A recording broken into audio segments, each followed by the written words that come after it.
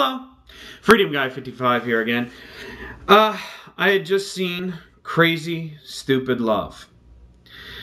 And, you know, the interesting thing is, I've never expected, but I'm just like, wow, I'm kind of really awestruck by this film, because this film is absolutely so beautiful.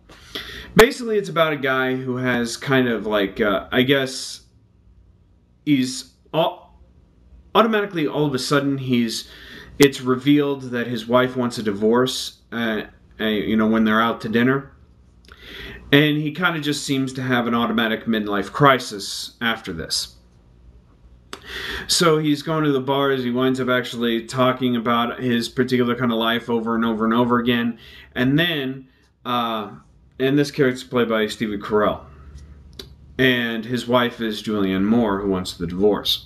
Well, anyway, after he goes to the bars and he tries to talks about his life and such like that, all of a sudden this guy is just really seeing how pathetic he is, and offers to help him out by getting him in a new dress and trying to actually get him to go on with his life by being able to hit on women or someone. So, and that's played by Ryan Gosling. Then, of course, there's another particular kind of character that we wind up following, played by Emma Stone.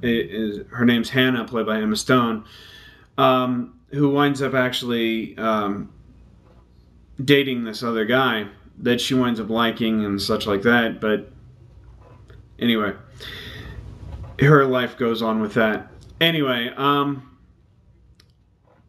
I really enjoyed this film, though. I think that this film could actually, find some points. Friends with Benefits could actually find some points with this film. I mean, seriously.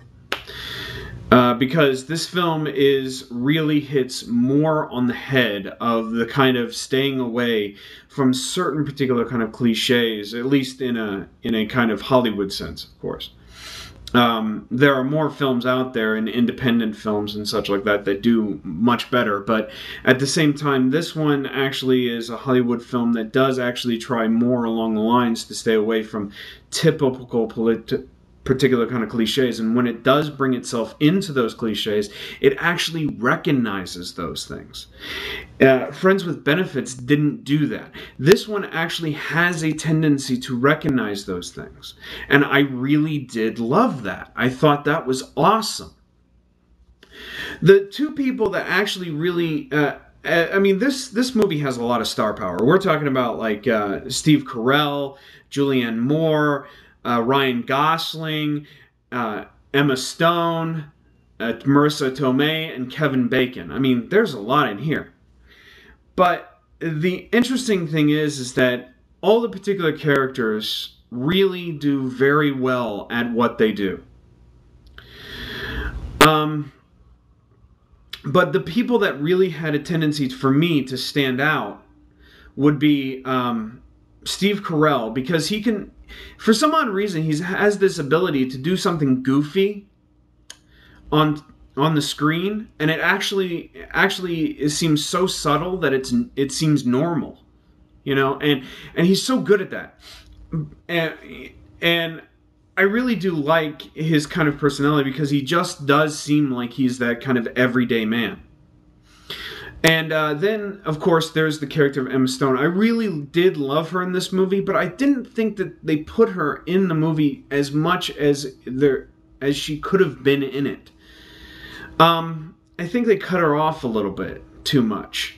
But the one thing is about her character, and what I really loved about her character, she seems so typical for the most part. But once you find out that her relationship's not, once she finds out that her relationship wasn't going anywhere, when her personality changes within that instant, that's when her character starts developing and really going into this direction that I just thought was so wonderful. And I loved it. I really loved that part. I mean, it's just this is an actual movie that I really do recommend. I recommend it above Friends with Benefits, of course. Basically, I was conflicted with Friends with Benefits, but this one I'm not conflicted at.